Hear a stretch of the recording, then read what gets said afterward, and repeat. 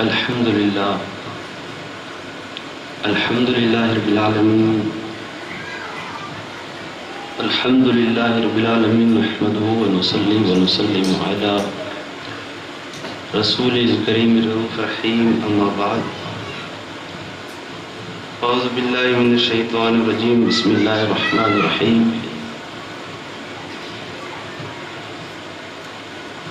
إذ يقول لصاحبه لا تحزن إن الله معنا صدق اللہ مولانا العظیم۔ ایک مرتبہ بآواز بلند درود پاک پڑھ لیجیے، اللہم صلی علی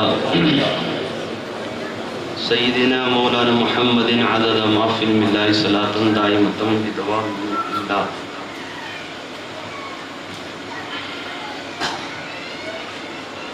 اللہ تبارک و تعالیٰ کا فضل و کرم ہے، اس کی دی ہوئی توفیق سے مراد اس بابرکت مجلس میں بیٹھے ہوئے ہیں،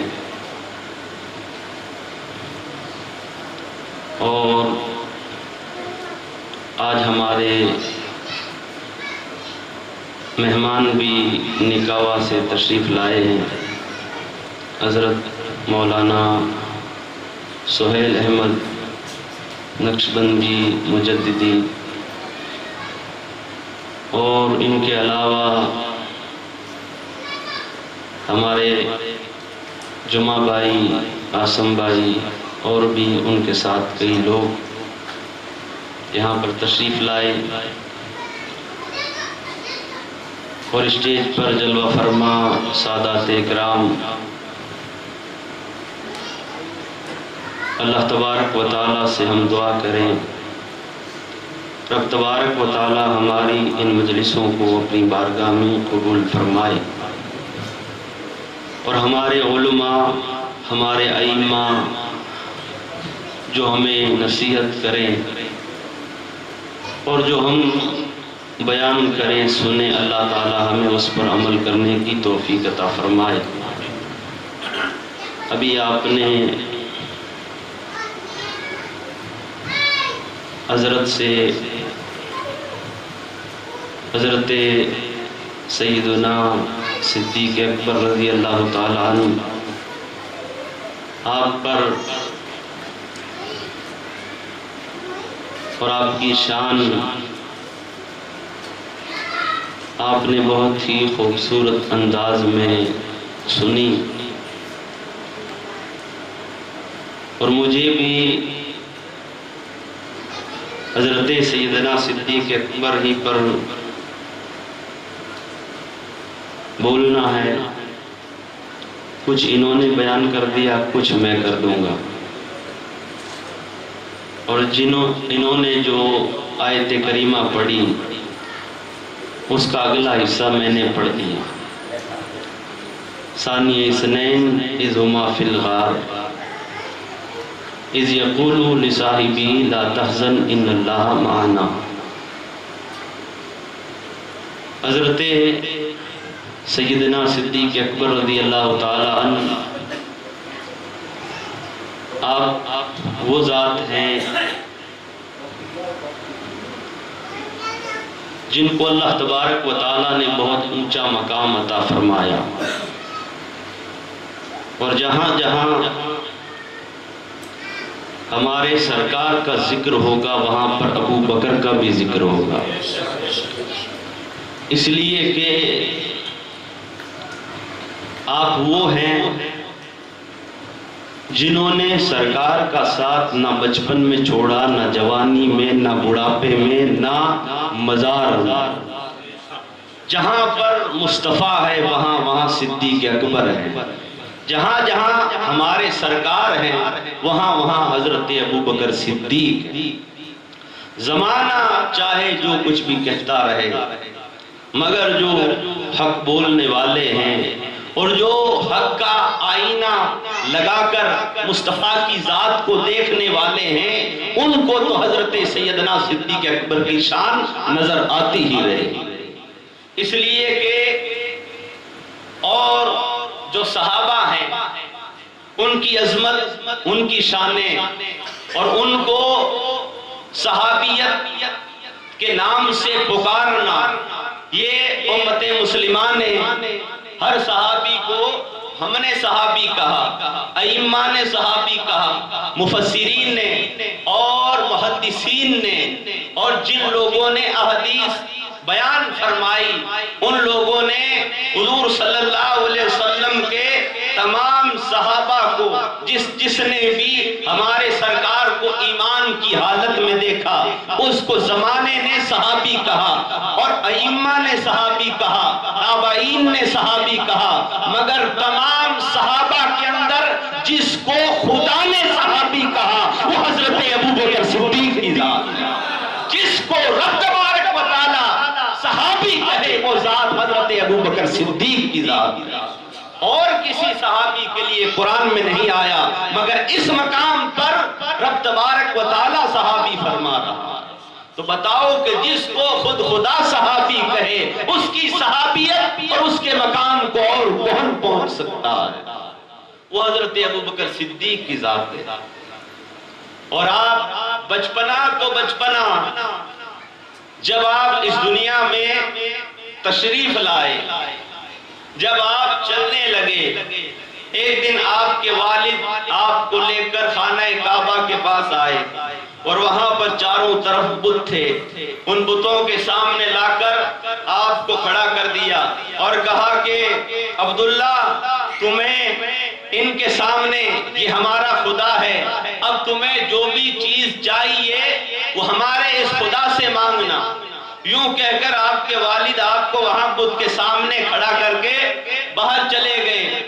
باہر جا کر اپنے دوستوں کے ساتھ میں باتیں کرنے لگے۔ ادھر حضرت ابوبکر صدیق، آپ کا وہ بچپنا، آپ اس بچپنے کے اندر اس معصومیت کے میں آپ اس بت کے سامنے کھڑے ہو کر کہتے ہیں تو میرا خدا ہے اور میں تجھ سے مانگوں تو لا، مجھے بھوک لگی ہے کھانا دے، مجھے اچھا لباس چاہیے لا لباس دے۔ اب وہ بت کیسے بولے، وہ مورت کیسے بولے؟ آپ کو غصہ آیا، آپ نے ایک پتھر اٹھایا اور اٹھا کر زور سے اس بت پر مارا، اتنی زور سے مارا کہ وہ بت زمین پر گر پڑا۔ دھڑام سے جب آواز آئی، آپ کے والد اور جو کفار مکہ وہاں پر کھڑے تھے وہ دوڑتے ہوئے آئے اور انہوں نے دیکھا کہ ارے یہ ابو قحافہ کے بیٹے نے کیا کر دیا ہے۔ آپ کے والد آگے آئے اور آ کر انہوں نے ایک زور سے تھپڑ لگایا، کہا کہ تو نے ہمارے خدا کی توہین کی ہے۔ مارتے ہوئے گھر لے کر آئے اور جب گھر میں پہنچے آپ کی آنکھوں میں آنسو تھے اور آپ کے والد آپ کو مار رہے تھے۔ اس وقت آپ کی والدہ بول پڑی، کہا کہ اے ابو قحافہ تو میرے بچے کو نہ مار، اور اسے کیوں مار رہے ہو؟ کہا کہ آج اس نے خانہ کعبہ کے اندر ہمارے خدا کی توہین کر دی، اس کو پتھر مار دیا۔ تو آپ کی ماں بول پڑی، کہا کہ ابو قحافہ میرے بچے کو ان بتوں کے سامنے لے جانے کی ضرورت نہیں ہے، ارے اب تو یہ دنیا میں آ گیا ہے، ارے یہ جب میرے شکم میں تھا اور میں جب خانہ کعبہ میں بتوں کے سامنے جھکنے کے لیے جایا کرتی تھی تو یہ اس وقت میرے شکم میں اکڑ جایا کرتا تھا اور آواز آیا کرتی تھی اے ماں ان بتوں کے سامنے نہ جھک، ارے یہ خدا نہیں ہے بلکہ خدا تو وہ وحدہ لا شریک کی ذات۔ نعرہ رسالت، شان صدیق اکبر، اے ماں ان بتوں کے سامنے نہ جھک، بلکہ یہ خدا نہیں ہے بلکہ خدا تو وہ ہے جس نے ان بتوں کو، ان زمین و آسمان کو پیدا کیا۔ اے ابو قحافہ اسے مارنے کی ضرورت نہیں ہے، ارے جب شکم میں تھا اس وقت جب اس کا یہ عالم تھا، ارے اب تو یہ دنیا میں آ گیا۔ وہ ذات حضرت ابوبکر صدیق کی ذات ہے۔ تو بتاؤ کہ جس کا بچپنا یہ ہو اور ماں کے شکم کے اندر جس کی یہ شان ہو کہ اپنی ماں کو بھی بتوں کے سامنے نہیں جھکنے دے، تو پھر وہ حضور صلی اللہ علیہ وسلم کی امت کو، سرکار کے ان غلاموں کو کسی اور طرف بھٹکنے نہیں دیتے۔ اسی لیے جب سرکار نے آپ نے وصال فرمایا تھا اس وقت امت مسلمہ کو سنبھالنے والی ذات اور ان فتنوں کو جنہوں نے زکوٰۃ کا انکار کیا تھا، جنہوں نے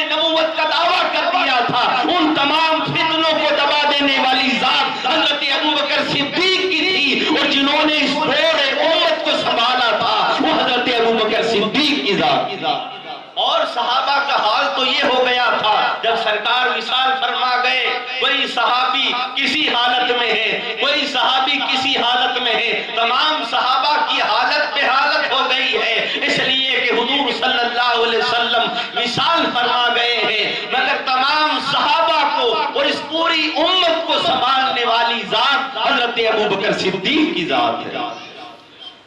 اس لیے حضور صلی اللہ علیہ وسلم آپ بھی حضرت ابوبکر صدیق سے اتنی محبت کرتے، اتنی محبت کرتے، صرف حضور صلی اللہ علیہ وسلم آپ کے تمام صحابہ حضرت ابوبکر صدیق سے اتنی محبت کرتے، اور رب تبارک و تعالیٰ نے آپ کو وہ شان عطا فرمائی، آپ کو وہ مقام عطا فرمایا کہ وہ آج حضور صلی اللہ علیہ وسلم کے ساتھ میں آپ کے پاس میں لیٹے ہوئے، اور حضرت ابوبکر صدیق جن کے لیے احادیث کے اندر سب سے زیادہ جس کی شان، جس کی عظمت بیان ہوئی ہے وہ حضرت ابوبکر صدیق کی ذات۔ آج کچھ لوگ کسی اور راہ پر چل پڑے، کوئی اور بولی بولنے لگے، اور وہ لوگ صحابہ کی طرف انگلیاں اٹھا کر صحابہ کو برا بلا کہنے لگے، بلکہ ہمارے سرکار نے تو فرمایا کہ جو میرے صحابہ کو برا بلا کہے تم اس کے اوپر لعنت کرو، تم ان کے اوپر لعنت کرو۔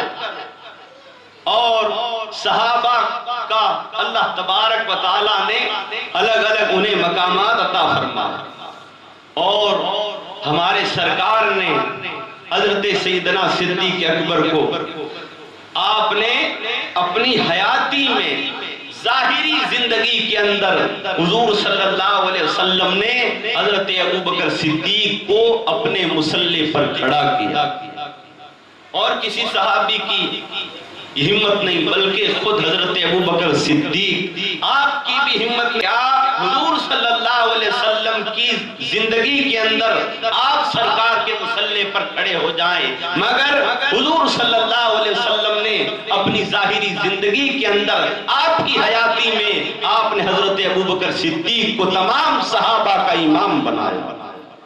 آج زمانہ جو کہتا ہے وہ کہتا رہے گا،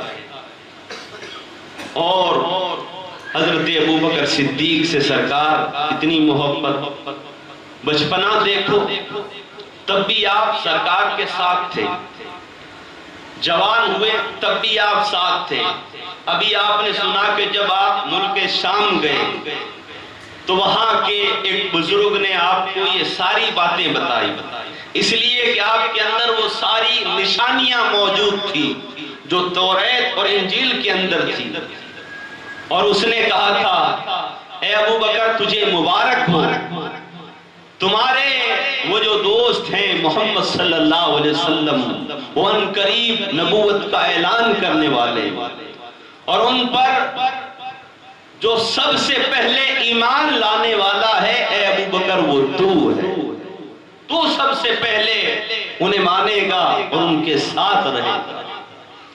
جب یہ بات اسے سن لی، آپ جب پہنچے حضور صلی اللہ علیہ وسلم کی بارگاہ میں پہنچے، آپ نے ابھی سنا کہ جیسے ہی آپ شہر مکہ کے اندر گئے تو شہر مکہ کا ماحول الگ تھا، اور کفار مکہ نے حضرت ابوبکر صدیق کو روک کر کہا ابوبکر تمہارے یار نے، تمہارے دوست نے یہ کیا اعلان کر دیا؟ تب آپ نے کہا کہ میں خود ان سے بات کرتا ہوں۔ جب آپ حضور صلی اللہ علیہ وسلم کے گھر گئے تو وہاں پر آپ موجود نہیں تھے، آپ نے پوچھا سرکار کہاں ہے؟ تو حضرت خدیجۃ الکبریٰ رضی اللہ تعالی عنہا آپ نے فرمایا کہ سرکار فلاں پہاڑی پر گئے ہوئے ہیں۔ تو حضرت ابوبکر صدیق اس پہاڑی پر پہنچے، جیسے ہی آپ اس پہاڑی پر چڑھ رہے تھے حضور صلی اللہ علیہ وسلم کی نگاہ بھی حضرت ابوبکر صدیق پر پڑی۔ حضرت ابوبکر صدیق نے سرکار کو دیکھا، اور جیسے ہی حضرت ابوبکر صدیق سرکار کے قریب گئے حضور صلی اللہ علیہ وسلم نے اپنی باہیں پھیلا دی، اور یہ دونوں یار ایک دوسرے سے ملے اور اس کے بعد کانوں میں حضرت ابوبکر صدیق نے کہا کہ میں یہ کیا سن رہا ہوں کہ آپ نے نبوت کا اعلان کر دیا ہے۔ حضور صلی اللہ علیہ وسلم نے آپ نے فرمایا کہ ہاں میں نے اعلان کر دیا ہے، اے ابوبکر تو بھی کلمہ پڑھ لے، تو بھی اسلام میں داخل ہو جا۔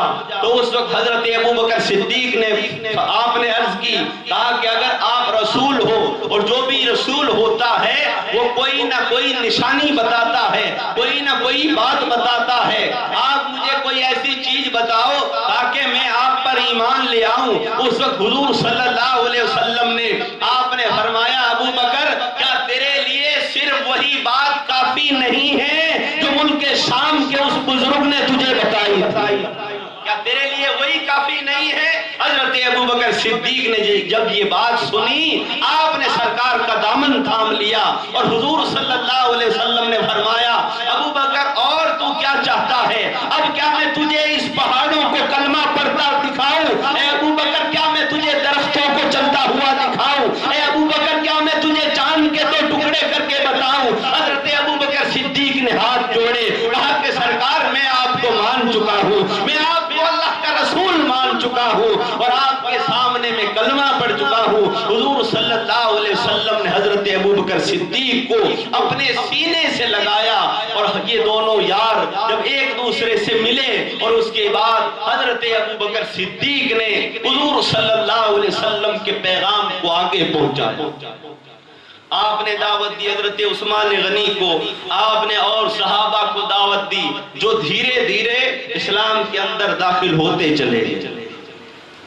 اور کہیں پر بھی دیکھو جہاں جہاں حضور صلی اللہ علیہ وسلم آپ جلوہ فرما ہیں وہاں وہاں حضرت ابوبکر صدیق جلوہ فرما۔ اور ایک مرتبہ تو ہمارے سرکار نے حضرت ابوبکر صدیق کو اپنی انگوٹھی دی اور کہا کہ لو لے جاؤ ابوبکر، اس پر اللہ تبارک و تعالیٰ کا نام لکھوا کر لاؤ، لا الہ الا اللہ۔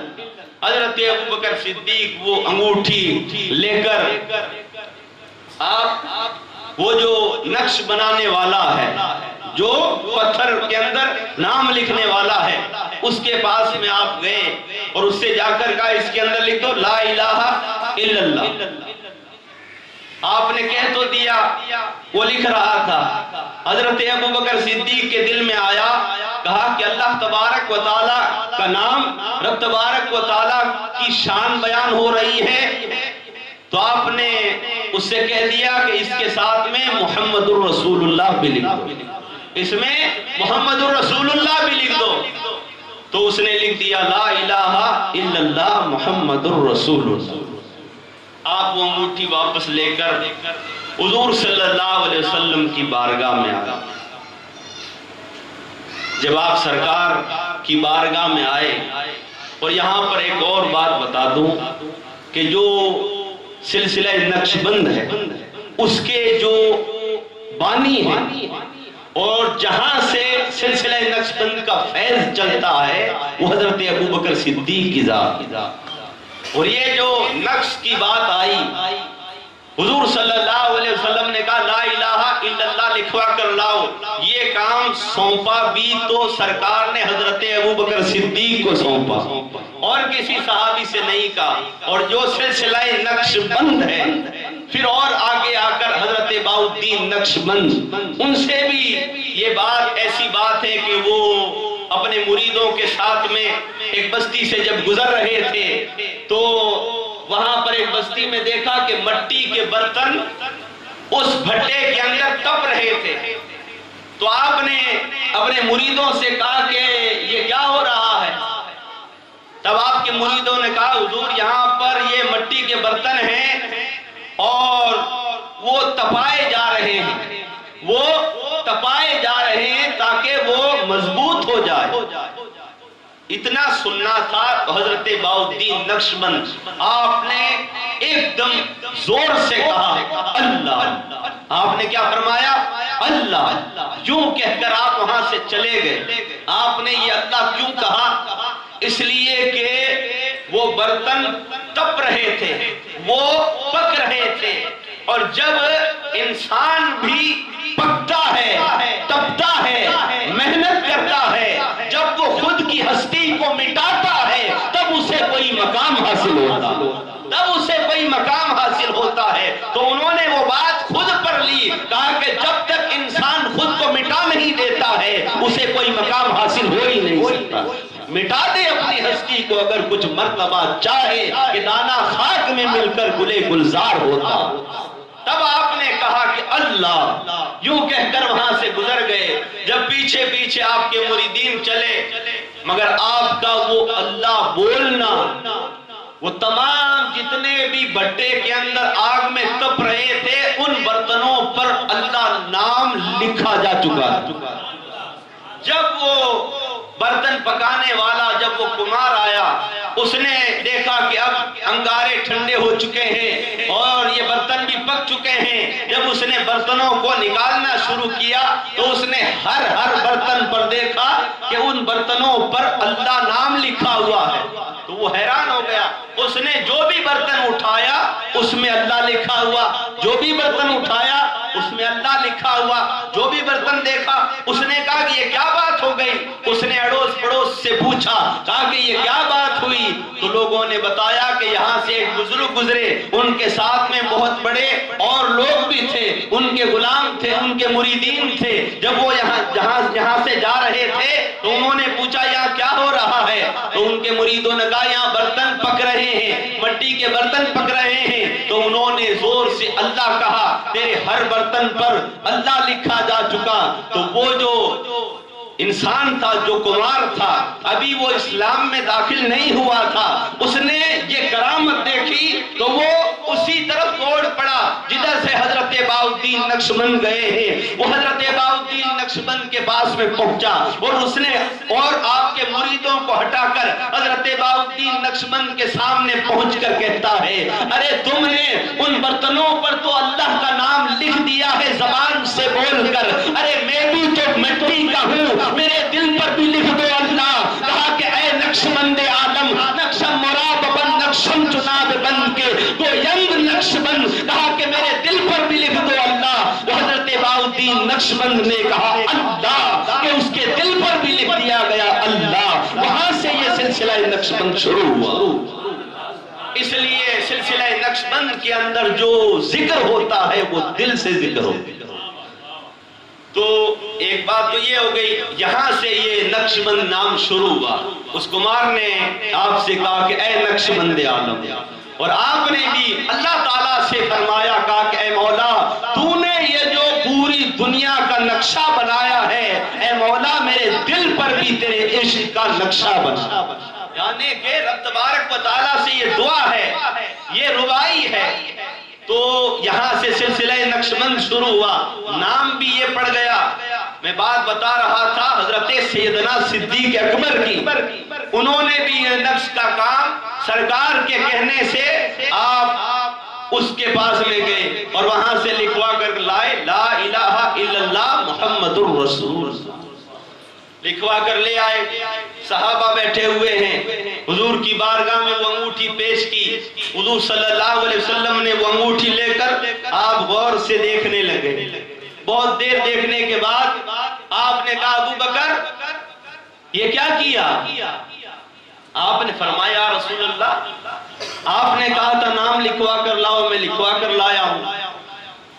آپ نے فرمایا میں نے تجھے کہا تھا لا الہ الا اللہ لکھوا کر لانا، مگر تو نے میرا نام بھی لکھ دیا، اور میرا لکھا تو نے تیرا بھی لکھ دیا، میرا لکھا تو نے تیرا بھی لکھ دیا۔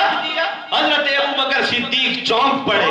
آپ نے کہا یا رسول اللہ کہاں لکھا ہوا ہے میرا نام؟ کہا کہ یہ دیکھ تیرا نام لکھا ہوا ہے۔ آپ نے کہا کہ یا رسول اللہ میں نے تو صرف آپ کا نام لکھوایا ہے، میرا نام نہیں لکھوایا۔ اتنے میں حضرت جبرائیل تشریف لے آئے۔ حضرت جبرائیل نے آ کر کہا یا رسول اللہ ابو بکر نے تو صرف لا الہ الا اللہ کے ساتھ میں آپ کا نام جوڑا تھا۔ ادھر رب تبارک و تعالیٰ کی رحمت کو جوش آ گیا، رب تبارک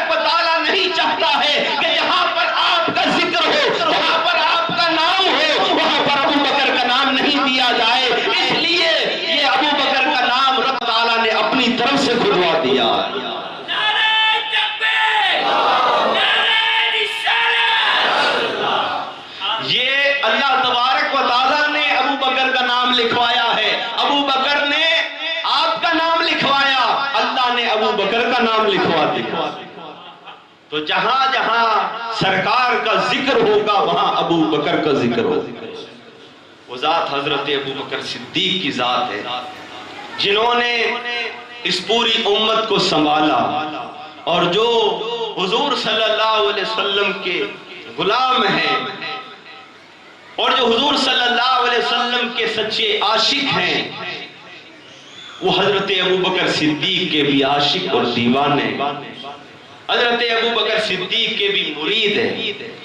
اس لیے کہ حضرت ابو بکر صدیق کو سرکار نے وہ فیض عطا فرمایا، وہ مقام عطا فرمایا کہ جب کبھی بھی کوئی بات ہوتی تو ہمارے سرکار حضرت ابو بکر صدیق سے اس کا ذکر کیا کرتے، اور جب کبھی بھی حضرت ابو بکر صدیق کا حضور صلی اللہ علیہ وسلم سے محبت کا جذبہ دیکھو، آپ کا ایمان دیکھو، آپ کا عشق دیکھو، جب کبھی بھی سرکار نے اسلام کے لیے، مسلمانوں کے لیے، جس کسی کام کے لیے آپ نے جب بھی صحابہ سے کچھ مانگا، کچھ دینے کو کہا، تو سب سے پہلے کھڑے ہونے والی ذات حضرت ابو بکر صدیق کی ہوتی، اور تمام صحابہ، بلکہ حضرت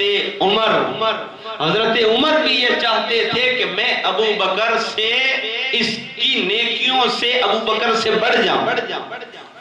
جب سرکار نے ایک موقع پر کہا کہ جاؤ اپنے گھروں سے، اسلام کو ضرورت ہے، مال لے کر آؤ، مال لایا جائے، تو اس وقت تمام صحابہ اپنے پاس میں جو کچھ بھی رکھتے تھے، جتنا مال رکھتے تھے، ان مال سے کچھ حصہ لے کر سرکار کی بارگاہ میں آ گئے۔ تمام صحابہ دیکھ رہے ہیں کہ فلاں آ گئے، فلاں آ گئے، فلاں مال لے آئے، فلاں مال لے آئے۔ اتنے میں دیکھا کہ حضرت عثمان غنی مال لے آئے، پھر دیکھا گیا کہ حضرت عمر فاروق مال لے کر آ گئے۔ جب حضرت عمر مال لے کر آ گئے، سرکار کے قدموں میں وہ مال رکھا، اور آپ یوں دیکھ رہے تھے، آپ اس انتظار میں تھے کہ ابو بکر آیا کہ نہیں آیا، مگر آپ آئے نہیں۔ تو حضور صلی اللہ علیہ وسلم نے حضرت عمر سے پوچھا، عمر کتنا مال لے آئے ہو؟ آپ نے کیا پوچھا؟ کتنا مال لے آئے ہو؟ اس پر بھی غور کرنا، کہا کتنا مال لے آئے ہو؟ حضرت عمر نے کہا یا رسول اللہ گھر کا آدھا مال لے آیا ہوں۔ آپ نے پوچھا کتنا مال لے آئے ہو؟ تو کہا کہ آدھا مال لے آیا ہوں۔ یہ بات ہو گئی، اتنے میں حضرت ابو بکر صدیق آپ تشریف لے آئے۔ آپ جب آئے، آپ کے کندھے پر گٹھری تھی، اور جو کپڑا پہن کر وہاں سے گئے تھے اب وہ کپڑا بھی نہیں، ایک وہ لباس، ٹاٹ کا لباس آپ نے پہن لیا، اور بٹن کی جگہ پر ببول کے درخت کے کانٹے پرو لیے، اور ایسی حالت میں، دیوانہ حالت میں جب وہاں پر پہنچے، تمام صحابہ دیکھنے لگے، حضرت عمر بھی دیکھنے لگے۔ حضرت عمر یہ سمجھے، کہا کہ اب تو میں آگے بڑھ ہی جاؤں گا، اس لیے کہ ابو بکر آ گیا ہے، اب دیکھتا ہوں کہ ابو بکر کیا کہتا ہے۔ جب حضرت ابو بکر صدیق نے سرکار کے قدموں میں وہ مال رکھا، تو اب حضور صلی اللہ علیہ وسلم کی طرف دیکھو کہ اب سرکار نے اپنا سوال بھی بدل دیا ہے۔ عمر سے تو پوچھا کہ عمر کتنا لے آئے ہو؟ ارے جب ابو بکر آئے، اب مصطفیٰ نے یہ نہیں پوچھا، کہا کہ کتنا لے آئے ہو، سرکار نے پوچھا ابو بکر گھر میں کیا چھوڑ آئے ہو، گھر میں کیا چھوڑ آئے ہو؟ تو اس وقت حضرت ابو بکر صدیق نے عرض کی یا رسول اللہ گھر میں اللہ اور اس کے رسول کو چھوڑ آیا ہوں، گھر میں اللہ اور اس کے رسول کو چھوڑ آیا ہوں۔ اب سرکار کی نگاہ بھی دیکھو، آپ کی نگاہ بھی دیکھو، عمر آئے تو پوچھا کتنا لے کر آئے ہو، اور جب ابو بکر آئے تو پوچھا گھر میں کیا چھوڑ آئے ہو، اس لیے کہ سرکار جانتے ہیں ابو بکر جو مقام رکھتا ہے اس کو عمر پہنچ ہی نہیں سکتا ہے۔ ارے جب عمر نہیں پہنچ سکتا ہے تو عثمان کیسے پہنچ سکتا ہے؟ عثمان نہیں تو پھر مولا علی کیسے پہنچ سکتے ہیں؟ اس لیے کہ سرکار جانتے ہیں، جو سرکار کی نگاہیں دیکھتی ہے اس مقام کو کوئی دیکھ ہی نہیں سکتا۔ آپ جانتے ہیں کہ میرا کون صحابی کس مقام کو رکھتا ہے، کوئی کیسی شان رکھتا ہے کہ ہمارے سرکار ہی جانتے تھے۔ اسی لیے آپ نے حضرت ابوبکر صدیق کو اپنی حیاتی میں اپنے مصلی پر کھڑا کیا۔ آپ اول خلیفہ ہیں۔ آج زمانہ کچھ لوگ جو شیعت کی طرف پڑھ چکے وہ کہتے ہیں دمادم مست کلندر علی کا پہلا نمبر۔ کیسی وہ اپنی زبان سے بات کہنے لگ گئے۔ انہیں سوچنا چاہیے، یہ بات کہتے ہوئے کہا کہ ہم ہماری زبان سے کیا کہہ رہے ہیں۔ اگر ابوبکر کی شان دیکھنی ہو، ابوبکر کی شان اگر پوچھنی ہو تو اہل بیت سے پوچھو کہ ابوبکر کی کیا شان ہے۔ ارے اگر ابوبکر کی شان پوچھنی ہو تو حضرت مولا علی سے پوچھو کہ ابوبکر کی کیا شان ہے۔ آپ کیا مقام رکھتے ہیں یہ حضرت مولا علی سے پوچھا جائے۔ حضرت مولا علی سے جب پوچھا گیا، حضرت مولا علی نے کہا کہ اگر جو کوئی مجھے عمر اور ابوبکر صدیق سے افضل بتائے، اونچا بتائے، تو میں اس کو 80 کوڑے ماروں گا۔ میں اس کو 80 کوڑے ماروں گا جو مجھے عمر اور ابوبکر سے افضل کرے۔ یہ تو حضرت مولا علی نے کہا۔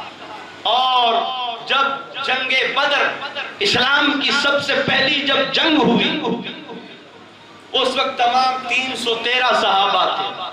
تمام صحابہ کی صفیں بن چکی اور حضور صلی اللہ علیہ وسلم کے لیے ایک گھاس کا چھپر لگا دیا گیا، چھپر بنا دیا گیا۔ کہا کہ سرکار یہاں پر آپ ٹھہرے رہیں گے۔ اب اس کے بعد جنگ شروع ہونے والی ہے، تو اب حضور صلی اللہ علیہ وسلم کے یہاں پر پہرے داری کون کرے؟ اب سرکار کی پہرے داری کون کرے؟ سرکار کی حفاظت کے لیے یہاں پر کون کھڑا ہو؟ تو اب بتاؤ، جب یہ بات کہی گئی کوئی بھی صحابی آگے نہیں بڑھا، کوئی بھی صحابی آگے نہیں بڑھا، اس لیے کہ جس کی حفاظت کے لیے، جس کے لیے کھڑا ہونا ہے، وہ سارے عالم کی جان ہے، رحمت للعالمین ہے۔ ان کی جان اور ان کی حفاظت کے لیے اب کھڑا کون ہو؟ پوری دنیا کی بات آ گئی، دنیا کی جان کی بات آ گئی، تو کوئی بھی صحابی آگے نہیں آئے، اس لیے کہ صحابہ کا یہ حال تھا کہ میں اگر کسی کی کافر کی تلوار سے اگر مارا گیا، اگر مجھے مار دیا گیا، مجھے شہید کر دیا گیا، تو پھر وہ تلوار سرکار کی طرف بڑھے گی۔ کہا کہ ہم اگر نہیں بچ سکے، اگر ہم پر تلوار چلی، اس کے بعد سرکار کی طرف تلوار بڑھے گی۔ تو اس وقت جنہوں نے کہا کہ میں سرکار کی پہرےداری کے لیے آپ کے یہاں پر کھڑا ہوں گا، وہ ذات حضرت ابوبکر صدیق کی ہے۔ آپ کھڑے ہوئے، آپ نے کہا کہ کوئی تلوار ابوبکر کی تلوار سے ٹکرائے گی تو میں یہ حوصلہ رکھتا ہوں کہ میری تلوار نہیں ٹوٹے گی بلکہ کفر کی تلوار ٹوٹے گی۔ آپ کھڑے ہوئے، وہاں پر تمام صحابہ موجود تھے، مگر وہاں پر کھڑے ہونے کے لیے جو ہستی آگے بڑھی وہ حضرت ابوبکر صدیق کی ذات۔ تو یہ بات جب ہو چکی، حضرت مولا علی کوفہ کے اندر آ گئے۔ کوفہ کے منبر پر ایک مرتبہ حضرت مولا علی سے پوچھ لیا، آپ کے غلاموں نے کہا سرکار یہ بتاؤ حضور صلی اللہ علیہ وسلم کی پوری امت میں سب سے بہادر کون ہے؟ سب سے بہادر کون ہے؟ آپ نے فرمایا سرکار کی پوری امت میں بہادر ابوبکر صدیق ہے۔ تو انہوں نے کہا کہ آپ شیر خدا ہو، آپ کی شجاعت مشہور ہے، آپ اتنا اونچا مقام رکھتے ہو اور آپ ابوبکر کا نام لے رہے ہو؟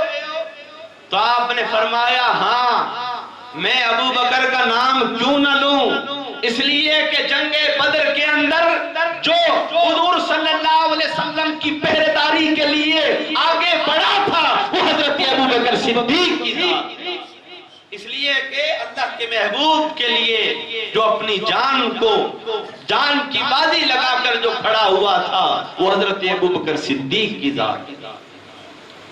حضرت مولا علی کہہ رہے ہیں کہ پوری امت میں حضرت ابوبکر صدیق سے بہادر کوئی نہیں۔ اب بتاؤ شیر خدا وہ یہ بات فرما رہے ہیں تو حضرت ابوبکر صدیق کی کیا شان ہوگا۔ اور جب حضرت ابوبکر صدیق وہ سارا مال لے آئے تو سرکار نے پوچھا ابوبکر گھر میں کیا چھوڑا ہے؟ تو حضرت ابوبکر صدیق نے کہا اللہ اور اس کے رسول کو چھوڑایا، اللہ اور اس کے رسول کو چھوڑایا۔ اور صحابہ نے جب آپ کی یہ حالت دیکھی کہ آپ نے اپنا لباس بھی بدل لیا، لباس بھی ایسا پہن لیا، حضور صلی اللہ علیہ وسلم حضرت ابوبکر صدیق کی طرف دیکھ ہی رہے تھے، اتنے میں حضرت جبرائیل تشریف لائے۔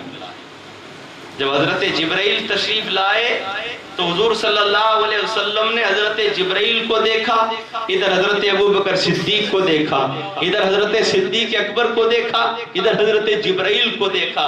حضور صلی اللہ علیہ وسلم نے پوچھا جبرائیل تم نے یہ حالت کیوں بنا لی ہے؟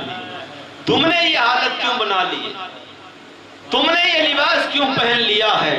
حضرت جبرائیل نے بھی ہاتھ جوڑ کر عرض کی یا رسول اللہ آج آپ کے عاشق آپ کے غلام ابو بکر کی یہ ادا رب تبارک و تعالیٰ کو اتنی پسند آئی، اتنی پسند آئی کہ رب تبارک و تعالیٰ نے اعلان فرما دیا کہ جتنے بھی ملائکہ ہیں آج ابو بکر جیسا لباس پہن لے، ابو بکر جیسا لباس پہن لے، اس لیے کہ ابو بکر پر آج رب تبارک و تعالیٰ کو اتنا پیار آ رہا ہے، اتنا پیار آ رہا ہے کہ اللہ تبارک و تعالیٰ نے ابو بکر کو سلام بھیجا، ابو بکر کو سلام بھیجا ہے۔ جب سرکار نے یہ بات حضرت ابو بکر صدیق سے کہی تو حضرت ابو بکر صدیق مچلنے لگے، اندر سے جوش آیا، مچلنے لگے، ایسی کیفیت ہو گئی۔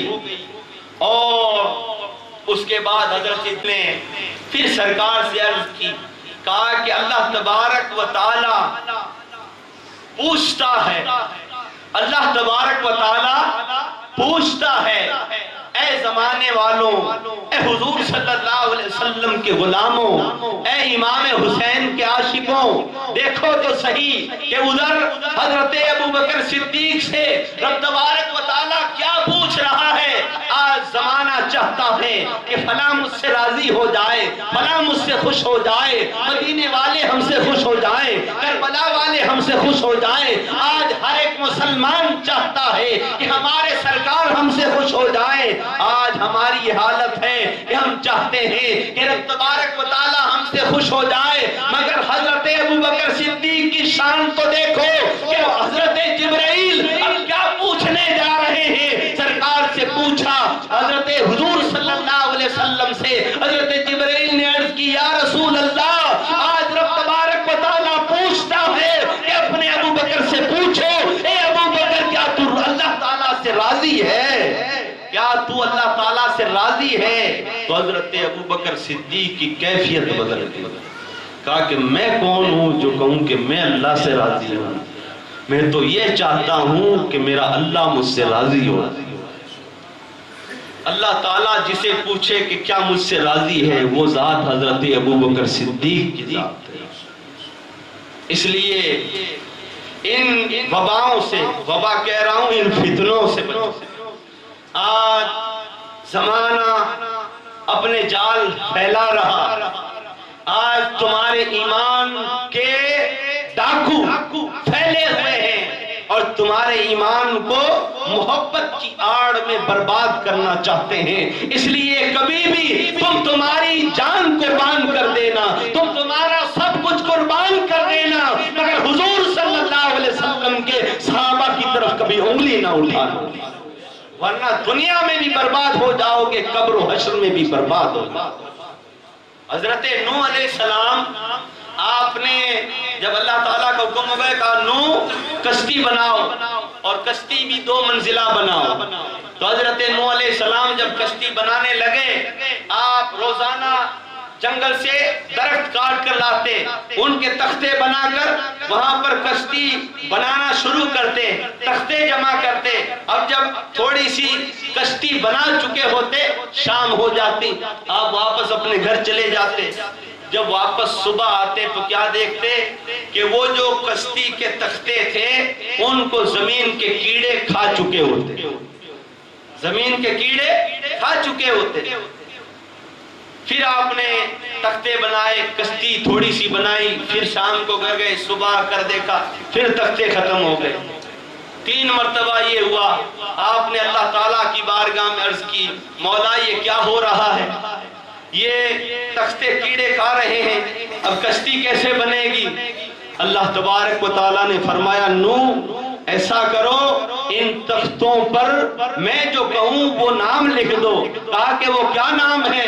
اللہ تبارک و تعالیٰ نے فرمایا، لکھ دو ابو بکر، عمر، عثمان، علی۔ حضرت نوح علیہ السلام نے پھر ان تختوں پر لکھ دیا ابو بکر، عمر، عثمان، علی۔ اور جب اس کے بعد جب رات کو گھر گئے، صبح آ کر جب دیکھتے ہیں تو وہ تختے ہیں جیسے کہ جیسے ہی ہے، وہ کشتی ویسی کی ویسی بنی ہوئی ہے۔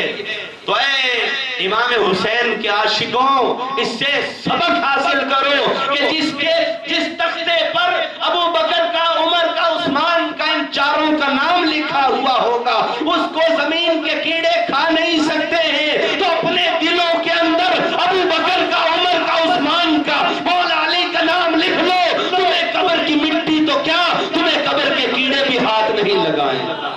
تمہارا جسم یوں کی یوں سلامت رہے گا۔ اگر تم دل کے اندر صرف ایک صحابی کا نام لے گئے تو تمہارے جسم کو کیڑے کھائی جائیں۔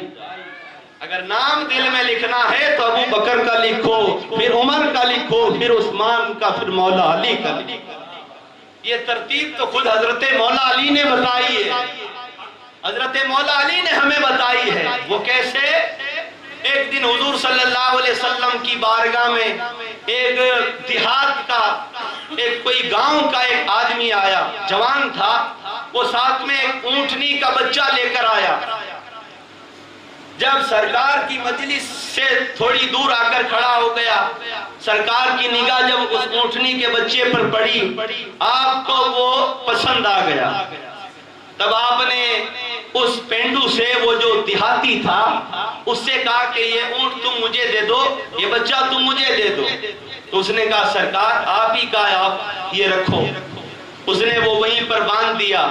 حضور صلی اللہ علیہ وسلم نے فرمایا اس کی قیمت تم کل آ کر لے جانا، کل آ کر لے جانا۔ اب وہ دیہاتی جب وہاں سے باہر نکلا، جب جا رہا تھا، گلی کے اندر حضرت مولا علی اس کے سامنے آ گئے۔ حضرت مولا علی سے اس نے سلام دعا کی۔ حضرت مولا علی نے پوچھا کہاں گئے تھے؟ کہا کہ میں اونٹنی کا بچہ لایا تھا، سرکار کو پسند آ گیا، حضور نے وہ رکھ لیا، اور سرکار نے کہا کہ کل آ کر اس کی قیمت لے جانا، کل آ کر اس کی قیمت لے جانا۔ تو حضرت مولا علی نے کہا کہ تو بے وقوف ہے۔ کہا کہ کیوں؟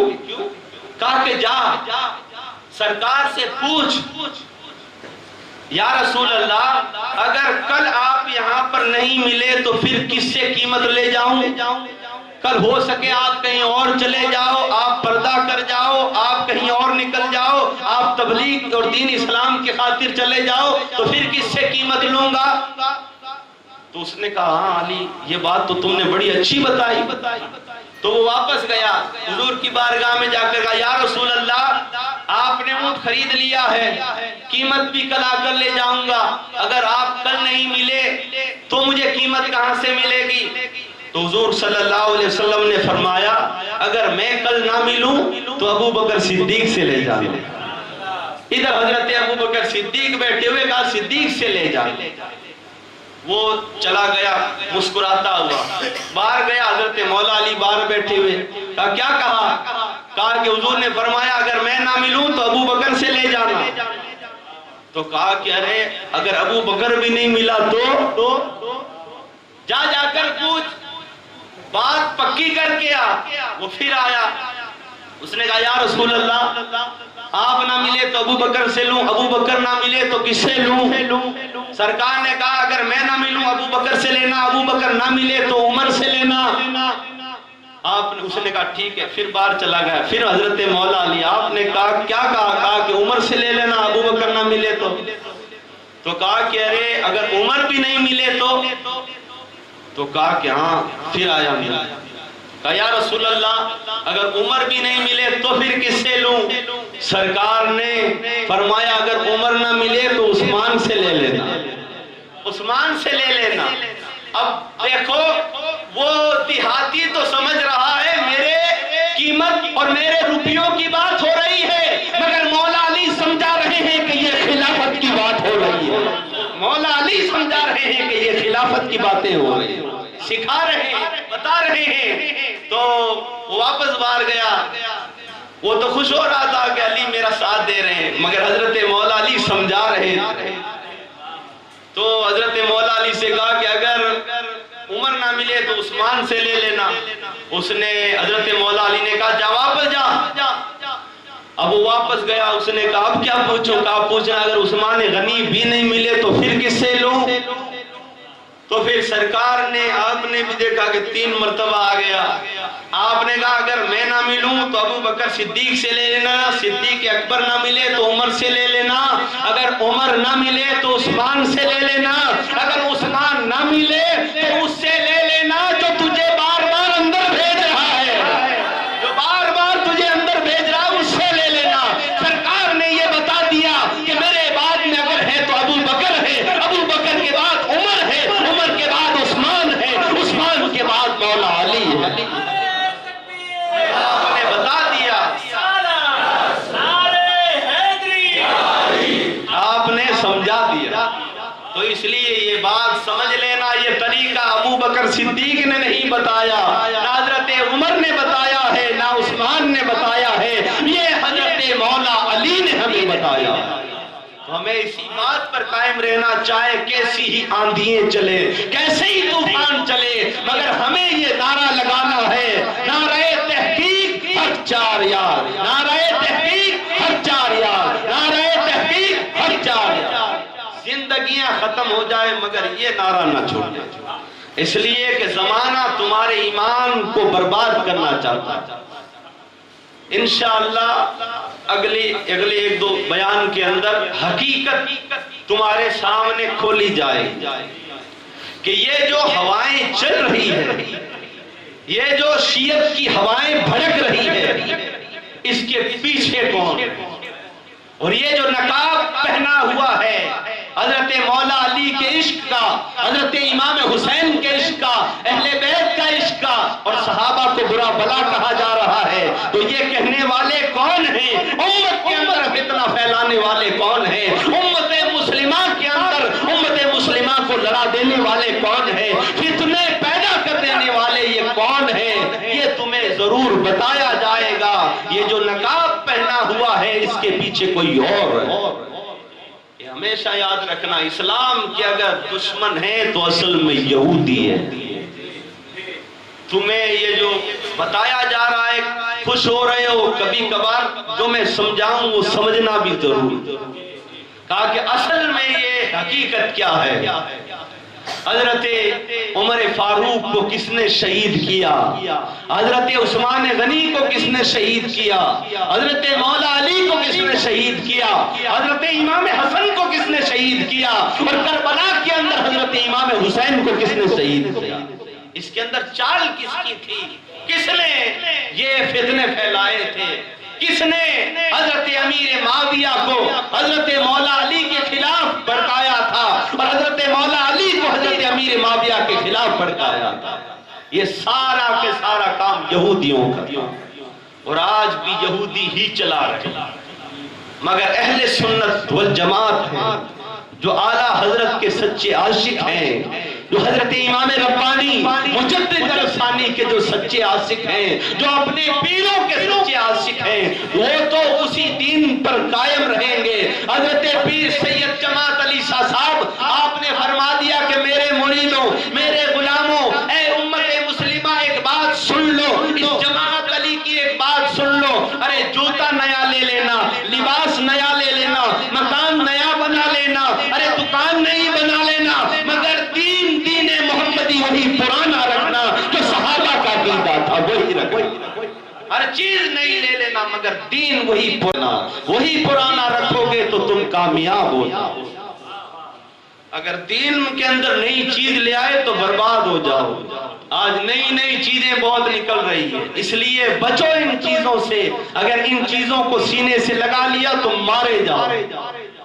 بظاہر تو تمہیں عزت مل جائے گی، بظاہر تو تمہارے جانے سے لوگ کھڑے ہو جائیں گے، بظاہر تو تمہیں تخت پر بٹھایا جائے گا، مگر تمہارا ایمان تم سے چھین لیا جائے گا۔ بظاہر تو بڑی عزت ملے گی، اور آج سارے انسان اگر بھوکے ہیں تو عزت کے ہیں، مگر عزت چاہیے تو عزت لینی ہے تو مدینے والے سے عزت لو۔ اللہ تبارک و تعالی عزت اور ذلت کا مالک ہے، اس لیے جو اور لوگ عزت دیتے ہیں ان عزتوں سے بچو، اس لیے کہ اس کے پیچھے کوئی مقصد ہے، اس کے پیچھے کوئی مقصد ہے، وہ تم سے کچھ چاہتا ہے۔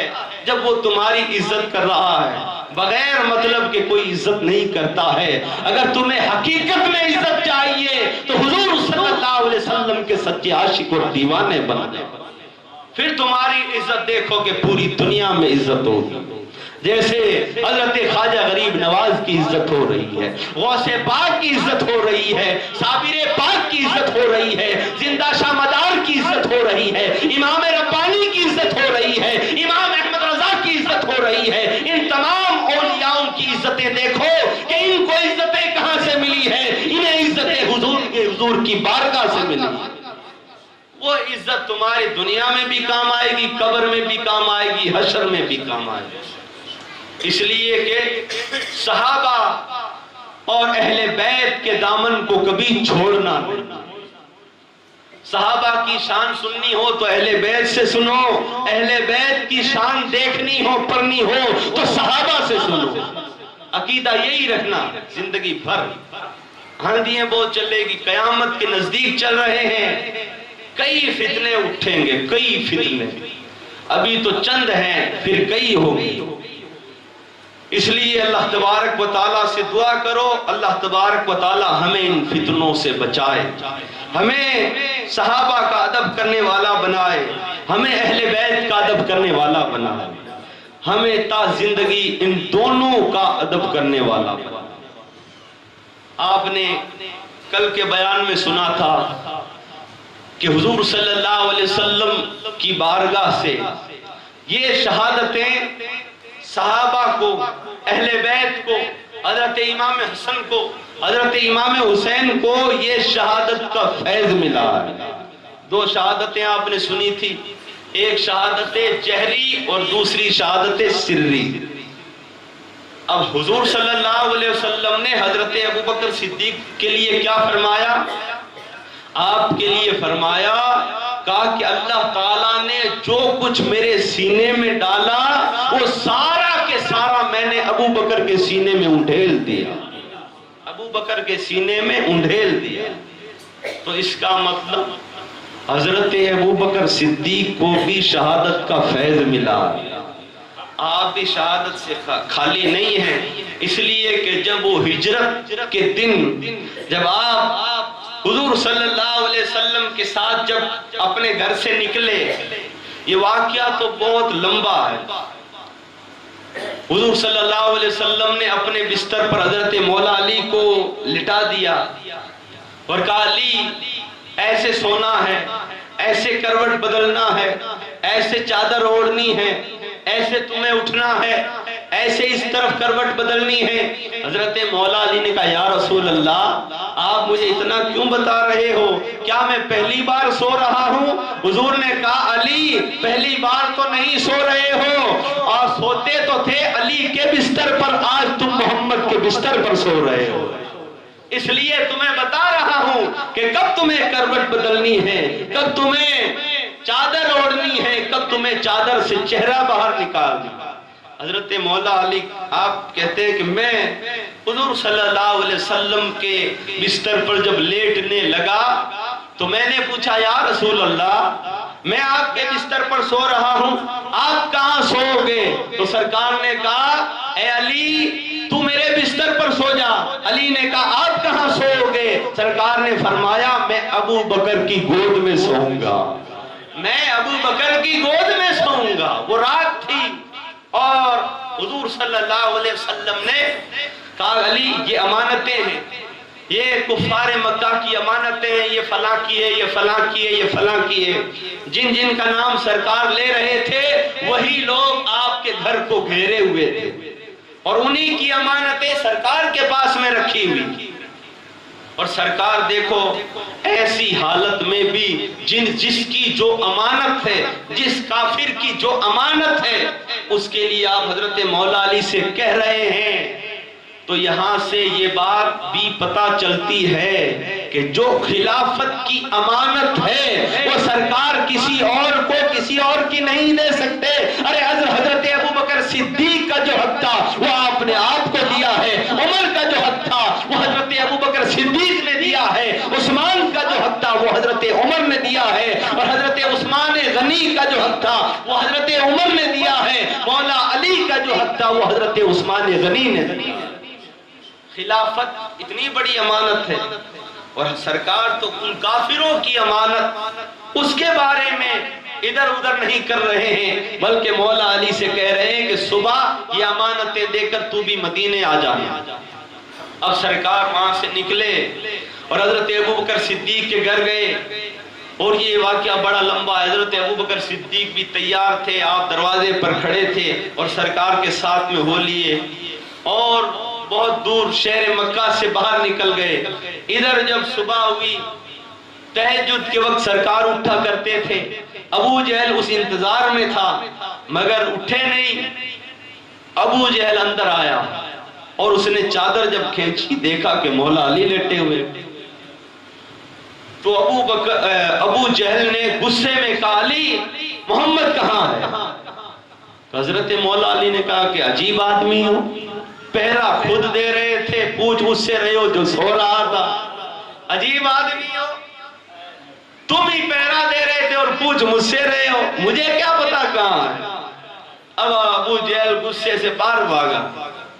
وہ جو پگ دیکھنے والے ہوتے ہیں ان پگیوں کو بلایا جو پیروں کے نشان دیکھ کر بتا دیتے ہیں کہ ادھر گئے ہیں یا فلاں جگہ تک گئے ہیں، تھوڑا سا انہیں اشارہ ملنا چاہیے۔ اب سرکار اور حضرت ابو بکر صدیق تو بہت دور نکل گئے، شہر مکہ سے باہر نکل گئے۔ ادھر وہ جو پاگی تھا، وہ جو پیر دیکھ کر نشان دیکھ کر بتا رہا تھا، اس نے کہا کہ ایک کے پیر ہیں۔ چلتے چلتے چلتے چلتے اس نے اپنے سر پر ہاتھ رکھ دیا کہ یہ کیا ہوا؟ ابو جہل نے کہا کیا ہوا؟ کہا کہ وہاں سے تو ایک آدمی کے پیر تھے، یہاں تو دو ہو گئے۔ تو کہا کہ چل دو کو ہی ڈھونڈ، دوسرا کون ہے؟ دوسرا کون ہے؟ رب فرما رہا ہے ثانی اثنین، دوسرا ابو بکر ہے، دوسرا ابو بکر ہے۔ اب وہ دیکھتے دیکھتے کہا دو ہیں دو ہیں دو ہیں دو ہیں دو ہیں۔ جیسے ہی شہر مکہ سے باہر ہوئے تو اس نے پھر اپنے سر پر ہاتھ رکھ لیا۔ ابو جہل نے پوچھا کیا ہوا؟ کہا کہ ارے گھر سے نکلے تھے ایک تھا، بیچ میں پہنچے دو ہو گئے، واپس ایک پیر ہو گئے ہیں، ایک آدمی ہو گیا ہے۔ ابو جہل نے کہا یہ کیا ہوا؟ واپس ایک ہو گیا۔ وہ ایک کیسے ہوا؟ وہ ایک یوں ہوا کہ جب حضور صلی اللہ علیہ وسلم آپ چل رہے تھے اور حضرت ابو بکر صدیق آپ کے ارد گرد گھوم رہے تھے، کبھی آگے جاتے کبھی پیچھے، کبھی دائیں کبھی بائیں۔ سرکار نے پوچھا ابو بکر کیا بات ہے، تم ادھر ادھر کیوں پھر رہے ہو، ادھر ادھر کیوں گھوم رہے ہو؟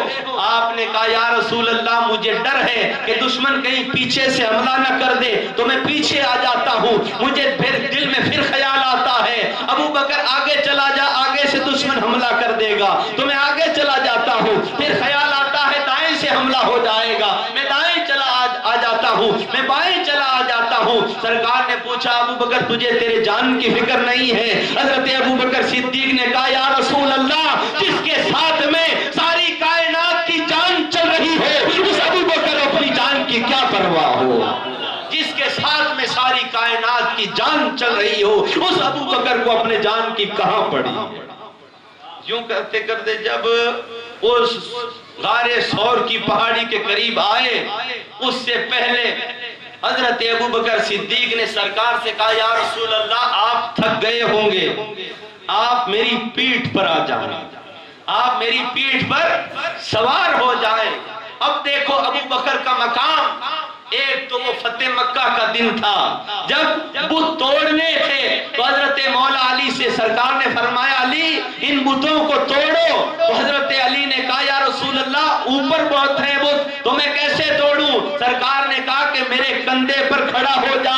حضرت مولا علی نے کہا یا رسول اللہ علی کی یہ ہمت نہیں ہے کہ علی آپ کے کندھے پر پیر رکھ دے، تو حضرت حضور صلی اللہ علیہ وسلم نے فرمایا علی ارے اگر میں تیرے اوپر کھڑا ہوا تو تو نبوت کا بوجھ نہیں سنبھال پائے گا۔ یوں کہہ کر علی کو اپنے کندھے پر کھڑا کر دیا تھا، مگر غار ثور کی رات ابوبکر نے کہا یا رسول اللہ میری پیٹھ پر آ جاؤ، تو اسی وقت سرکار ابوبکر کی پیٹھ پر آ گئے اور زمانے کو بتا دیا نبوت کا بوجھ ابوبکر ہی اٹھا سکتا ہے، ابوبکر ہی اٹھا سکتا ہے۔ حضور صلی اللہ علیہ وسلم آپ کی پیٹھ پر سوار ہو، یہ حضرت ابوبکر صدیق کا مقام ہے۔ تو آپ پیٹھ پر سوار ہو گئے، اب جب پیٹھ پر سوار ہوئے تو اب بھی ابوبکر کی شان دیکھو، ابوبکر کی پیٹھ ہے سینہ محمد رسول اللہ کا، سینہ سرکار کا ہے۔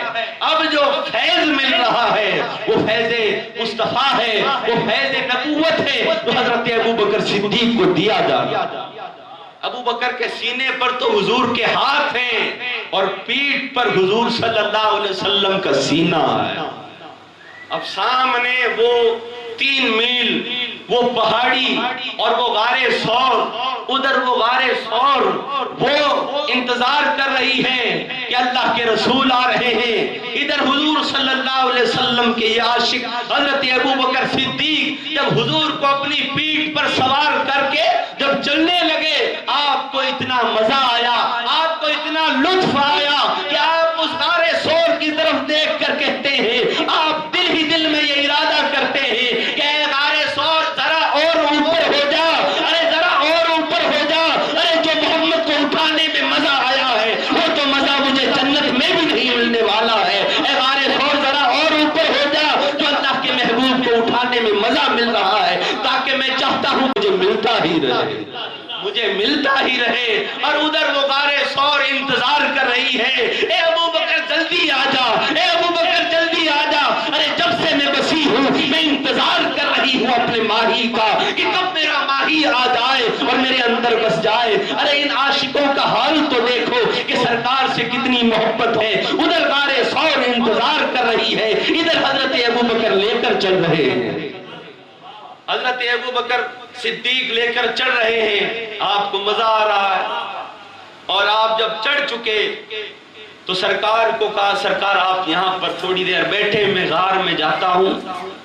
آپ اندر گئے، اندر جا کر آپ نے صفائی کی، اپنا کرتا اتار کر اس کرتے سے صفائی، اور پھر دیکھا کہ اس کے اندر بل تھے، اور آپ کو ڈر تھا کہ کہیں کوئی جانور نہ ہو، مگر حضرت ابوبکر صدیق کو یہ پتا نہیں تھا کہ اس غار کے اندر بھی ایک عاشق پہلے سے ہی بیٹھا ہوا ہے، ایک عاشق پہلے سے ہی بیٹھا ہوا ہے۔ آپ نے اپنا کرتا پھاڑا، بل 1 میں 2 میں 3 میں، اور وہ جو عاشق پہلے سے بیٹھا تھا اسے بھی پتا تھا کہ ساتھ میں ابوبکر آ رہا ہے، وہ بھی مصطفیٰ کا بہت بڑا عاشق ہے، ابوبکر کے سوا کوئی اتنا بڑا عاشق نہیں ہے۔ تو وہ بھی عاشق تھا، اس نے بھی کہا کہ 1 بل بناؤں گا ابوبکر بند کر دے گا، کئی سارے بل بنا دیے، کہا ابوبکر کون کون سے بلوں کو بند کرے گا، اگر ایک ہی کھلا مل گیا تو وہاں سے محمد کی زیارت کر لوں گا۔ اس نے کئی بل بنا دیے تھے، تو پھر بھی ادھر بھی عاشق ادھر بھی عاشق، اب عاشقوں کی جنگ شروع ہو گئی، آپ نے سارے بل بند کر دیے، کپڑا ختم ہو گیا، آپ نے جو آپ کی سطر تھی جو ادب تھا وہ پورا رکھا اور سارے بل بند کر دی، ایک بل رہ گیا۔ مشہور بات ہے، آپ نے پھر اپنی ایڑی لگا دی، ایڑی لگا کر سرکار کو آواز دی یا رسول اللہ اب آپ تشریف لے آؤ، اب آپ تشریف لے آؤ۔ حضور نے پوچھا ابو بکر تم مجھ سے پہلے غار میں گئے اور مجھے اب بلا رہے ہو؟ کہا یا رسول اللہ مجھے یہ فکر تھی کہ کہیں کوئی جانور نہ ہو، میں آپ کے لیے میں نے جگہ صاف کی ہے، اور کوئی موذی جانور نہ ہو، اس لیے میں نے ہر بل کو بند کر دیا ہے۔ حضور صلی اللہ علیہ وسلم نے فرمایا ابو بکر اگر تو مجھ سے اتنی محبت کرتا ہے کہ پہلے تو آج غار میں گیا ہے اور مجھے بعد میں بلا رہا ہے، تو اے ابو بکر میں میرے رب کی قسم کھا کر کہتا ہوں کہ میں پہلے مزار میں جاؤں گا اور مزار میں جانے کے بعد سب سے پہلے تجھے بلاؤں گا، سب سے پہلے تجھے بلاؤں گا، سب سے پہلے تجھے بلاؤں گا مزار میں، اس لیے کہ سرکار بھی اتنی محبت کرتے ہیں۔ حضرت ابو بکر صدیق سے اتنی محبت سرکار کی تو سرکار نے بھی فرما دیا ابو بکر تو نے میرے لیے جگہ صحیح کی ہے، میں مزار میں تیرے لیے جگہ صحیح کروں۔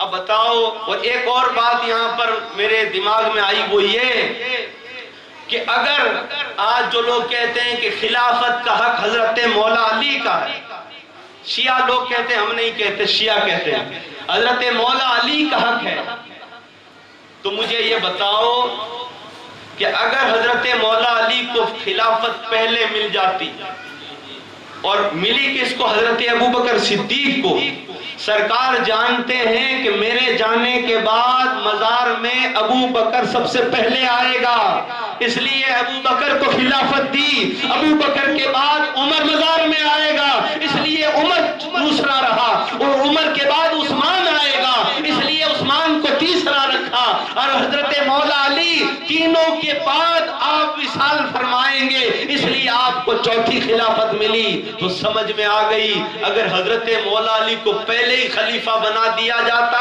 حضرت مولا علی تو موجود رہتے مگر حضرت ابو بکر صدیق چلے جاتے، عمر چلے جاتے، عثمان چلے جاتے، پھر خلافت آگے کسے ملتی؟ سرکار جانتے تھے کہ میرے بعد کون آئے گا، کون آئے گا اور کون کیا شان رکھتا ہے، آپ نے اس حساب سے خلافت عطا فرمائی۔ تو حضرت ابو بکر صدیق نے وہ غار صاف کر دی، بل بند کر دیے، سرکار بھی تشریف لے آئے، اور جب آپ تشریف لائے حضرت ابو بکر صدیق نے اپنی گودی بچھا دی، کہا یا رسول اللہ آپ یہاں پر سر رکھ کر سو جاؤ، آپ سو جاؤ۔ اب سرکار صلی اللہ علیہ وسلم اس غار میں حضرت ابو بکر صدیق آپ کی گود میں سر رکھ کر سو گئے۔ اب حضرت ابو بکر صدیق کہتے ہیں کہ میں نے اس کے بعد میں صرف ایک ہی کام کیا، اس لیے کہ وہ چہرہ اب میری گود میں ہے جس کے لیے فرشتے بھی انتظار کرتے ہیں، جس کے لیے اللہ کی ہر مخلوق چاہتی ہے کہ ہمیں اللہ کے رسول کی زیارت ہو جائے۔ اور جو سچا عاشق ہوتا ہے کسی کا، اپنے معشوق کا، وہ کیا چاہتا ہے کہ میرا معشوق مجھے اس جگہ ملے جہاں پر تنہا میں رہوں اور میرا معشوق رہے۔ ابو بکر صدیق کو وہ غار ثور کی رات مل گئی، ایک رات نہیں بلکہ 3 رات ملی ہے، اور ان تینوں راتوں کو حضرت ابو بکر صدیق نے جی بھر بھر کر محمد کی زیارت کی ہے۔ آپ تھے اور سرکار تھے، اور سرکار کا وہ چہرہ تھا، اور وہ سانپ، وہ جو عاشق تھا وہ بھی اب آپ کی خوشبو سے جان گیا کہ سرکار آ گئے۔ اب وہ ادھر آئے بند، ادھر آئے بل بند، ادھر آئے بل بند، پھر اس نے ایک جگہ پر جب یوں مار کر دیکھا تو کہا ہاں یہ جگہ نرم ہے، آپ کی ایڑی لگی ہوئی تھی، تو اس نے ڈنک مارا، اس نے 1 مارا، 2 مارا، کئی ڈنک مارے، تو وہ زہر حضرت ابو بکر صدیق کے جسم میں پھیلنے لگا، اتنی تیزی سے وہ زہر پھیلنے لگا کہ آپ کی آنکھیں بھی سرخ ہو گئی، آپ کی آنکھوں سے آنسو نکلنے لگے، اور حضرت ابو بکر صدیق آپ بھی عاشق تھے، آپ سمجھ گئے، کہا کہ کوئی سانپ ہے جو مجھے ڈس رہا ہے۔ اب یہاں پر دونوں عاشقوں کی باتیں شروع ہوئی، یہ تو روایت میں نہیں ہے، یہ تو عاشق ہی بیان کرتے ہیں۔ جو عاشق ہیں انہوں نے یہ راز بولے، کہا کہ اب عاشقوں میں کیا بات ہوئی؟ سانپ کہہ رہا تھا ابو بکر ایڑی ہٹا دے ورنہ میں تجھے ڈس لوں گا، اور میں نے تجھے ڈس لیا تو تو مر جائے گا۔ ابو بکر ایڑی ہٹا دے، مگر ابو بکر کہہ رہے تھے ارے اگر تیرے پاس میں موت ہے، اگر تیرے پاس میں وبا ہے تو میری گود میں حیات النبی لیٹا ہوا ہے، میری گود میں حیات النبی لیٹا ہوا ہے۔ تو کہتا ہے کہ مجھے موت آ جائے گی، ارے سارے جان کی جان تو میری گود میں لیٹی ہوئی ہے۔ آپ نے ایڑی ہٹائی نہیں، کہا تو جتنے ڈنک مارنا چاہتا ہے مار لے، کیونکہ بڑے تو آپ ہی عاشق ہیں، وہ سانپ کیسا عاشق ہے؟ آپ نے ہٹائی نہیں، مگر وہ آپ کے آنسو جب گرے سرکار کے رخسار پر، سرکار بیدار ہو گئے، اور حضور صلی اللہ علیہ وسلم نے کہا ابو بکر کیا بات ہے؟ تو اس وقت حضرت ابو بکر صدیق نے کہا یا رسول اللہ میرے ماں باپ آپ پر قربان ہوں، یا رسول اللہ مجھے کسی سانپ نے ڈس لیا ہے۔ تو سرکار نے آپ کے پیر کو کہا ہٹاؤ، جیسے ہی حضرت ابو بکر صدیق نے ایڑی پیچھے کی تو وہ سانپ جلدی سے باہر آیا، اور اس نے تھوڑی دیر سرکار کو دیکھا، حضور صلی اللہ علیہ وسلم کی زیارت کی اور کچھ سرکار سے باتیں کی، تو روایتوں میں یہ آیا کہ وہ سانپ وہاں پر 400 یا 500 سال سے سرکار کا انتظار کر رہا تھا۔ حضرت عیسیٰ علیہ السلام جب اپنے امتیوں کو بتا رہے تھے کہ ہمارے بعد اللہ تبارک و تعالیٰ کے آخری رسول آنے والے ہیں جن کا نام آسمانوں میں احمد ہے اور زمین پر محمد ہے، وہ آنے والے ہیں اور فلاں راستے سے گزرنے والے ہیں، اس سانپ نے بھی وہ بات سن لی تھی، اور اسی دن سے وہ شہر مکہ کی پہاڑیوں سے ہوتا ہوا اس غار ثور کے اندر آ کر چھپ کر بیٹھ گیا، سرکار کی زیارت کر لی، اور ادھر وہ پیر دیکھتے دیکھتے وہاں پر آ گئے۔ یہ بات بہت لمبی ہے، بات مجھے یہاں لے جانی ہے کہ حضرت ابو بکر صدیق کو بھی شہادت کا فیض ملا۔ وہ جو سانپ نے ڈس لیا تھا اس وقت تو سرکار نے اپنا لعاب دہن حضرت ابو بکر صدیق کی ایڑی پر لگا دیا، مگر آپ کا جب وصال کا وقت قریب آیا تب آپ فرمایا کرتے کہ وہ جو سانپ نے مجھے ڈسا تھا وہ زہر میرے رگوں میں دوڑ رہا اور اس سے مجھے بڑی تکلیف ہوتی، اور وہ جو زہر تھا نا وہ بھی زہر کا درد حضرت ابو بکر صدیق کو وہ غار ثور کا منظر پورا دکھا دیتا تھا، جب درد بڑھتا تھا تو وہ ساری یادیں تازہ ہو جاتی تھی، اور اسی زہر کی وجہ سے حضرت ابو بکر صدیق آپ کا وصال مبارک ہوا، آپ کو بھی شہادت سری کا مقام حاصل ہے۔ اور جب شہادت کا وقت آپ کا وصال ہونے لگا اس وقت آپ نے حضرت مولا علی کو بلایا اور کہا علی مجھے انہی ہاتھوں سے غسل دینا جن ہاتھوں سے سرکار کو غسل دیا، اور حضرت مولا علی سے اور بھی باتیں کی، اور اس کے بعد جب آپ کا وصال ہو گیا حضرت مولا علی اور صحابہ کو بلایا گیا، اور یہ بھی آپ نے وصیت کی تھی کہ جب میں وصال کر جاؤں تو مجھے غسل دینا، کفن پہنانا، جنازہ تیار کرنا، اور مجھے سرکار کے حجرے کے باہر لے جا کر میری میت کو رکھنا، اور اس کے بعد سرکار کی بارگاہ میں عرض کرنا یا رسول اللہ آپ کی بارگاہ میں آپ کے دروازے پر آپ کا ایک غلام آیا ہے اور وہ یہ چاہتا ہے کہ آپ اس اپنے غلام کو اپنے قدموں میں لٹا لو، جگہ دے دو، اے علی اس طریقے سے سرکار کی بارگاہ میں عرض کرنا۔ اور جب صحابہ نے دیکھا آپ کا وصال ہو گیا اور حضرت مولا علی نے آپ کو غسل دیا، حضرت عمر نے آپ کی نماز جنازہ پڑھائی، اور اس کے بعد حضور صلی اللہ علیہ وسلم کے حجرے کے باہر آپ کے جنازے کو لا کر رکھ دیا گیا۔ صحابہ کہتے ہیں، روایتوں میں آیا ہے کہ وہ صرف دروازے کی کنڈی ہی بند نہیں تھی بلکہ اس میں تالا لگایا ہوا تھا کہ کوئی اور اندر نہ چلا جائے، تالا لگا ہوا تھا۔ اب صحابہ نے کھڑے ہو کر حضرت مولا علی نے اور صحابہ نے کہا، یا رسول اللہ، آپ کے دروازے پر آپ کا غلام آیا ہے، آپ کا عاشق آیا ہے، آپ کا بچپن کا ساتھی آیا ہے، آپ کی جوانی کا ساتھی آیا ہے، آپ کی بزرگی کا ساتھی آیا ہے، آپ کے بدر کا ساتھی آیا ہے، آپ کے احد کا ساتھی آیا ہے، آپ کی جنگ جو فتح مکہ ہوئی ہے اس کا ساتھی آیا ہے۔ یا رسول اللہ، یہ آپ کا عاشق چاہتا ہے کہ آپ اپنے پاس میں اسے جگہ دے دو۔ جب صحابہ یوں کہہ رہے تھے، صحابہ فرماتے ہیں کہ ہم جب یوں کہہ رہے تھے، اچانک سے وہ تالا ٹوٹا اور وہ کنڈی کھلی اور وہ دروازہ کھلا، اندر سے آواز آئی، لاؤ یار کو یار کے پاس میں لٹا دو، اس لیے کہ یار بھی کب سے انتظار کر رہا ہے۔ یوصل الحبیب الی الحبیب، اپنے حبیب کو حبیب کے پاس میں لٹا دو۔ یہ حضرت ابوبکر صدیق کی شان ہے۔ رب تبارک و تعالیٰ نے آپ کو یہ مقام عطا فرمایا۔ انشاءاللہ کل حضرت عمر فاروق رضی اللہ تعالیٰ عنہ آپ کی شہادت بیان کی جائے گی۔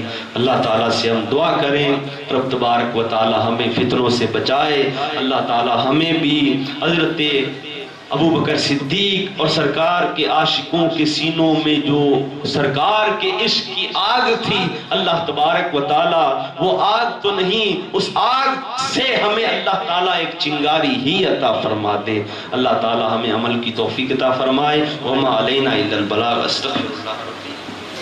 سلطان کربلا تو ہمارا سلام ہو، جانان مصطفیٰ کو ہمارا سلام ہو، سلطان کربلا کو ہمارا سلام ہو، جانان مصطفیٰ کو ہمارا سلام۔ آفا سے نامدار ہے زخموں سے چور چور،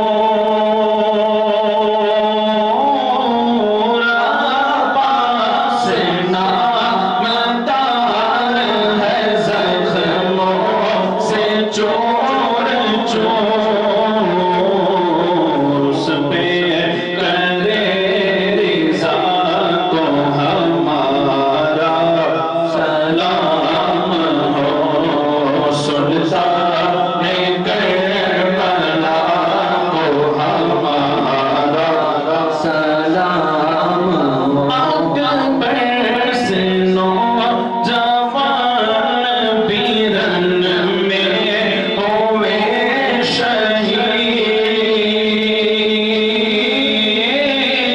اکبر سے نوجوان بیرن میں ہوئے شہید،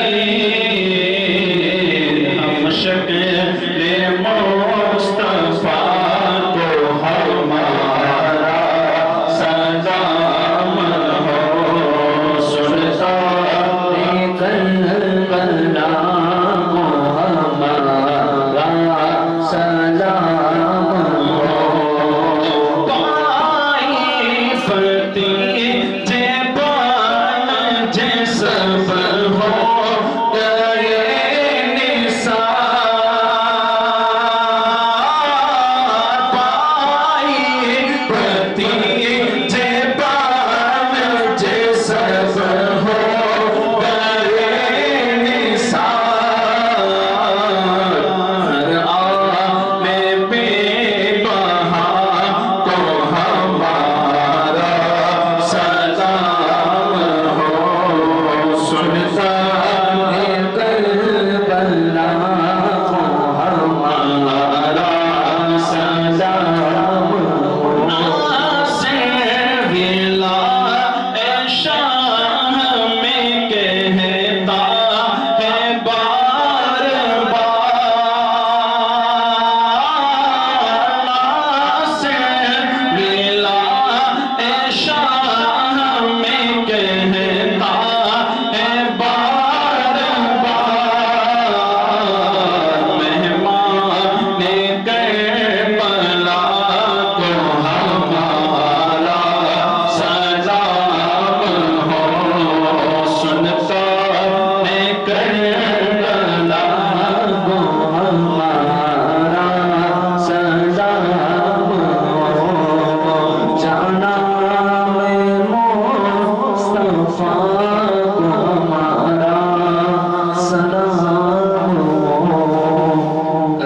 والسلام علیک یا رسول اللہ، الصلاۃ والسلام علیک یا حبیب اللہ، الصلاۃ والسلام علیک یا نبی اللہ وعلی آلک واصحابک یا نور اللہ۔ اللہم صلی علی محمد وعلی آل محمد صلاۃ تنجینا بها من جمیع الاحوال والآفات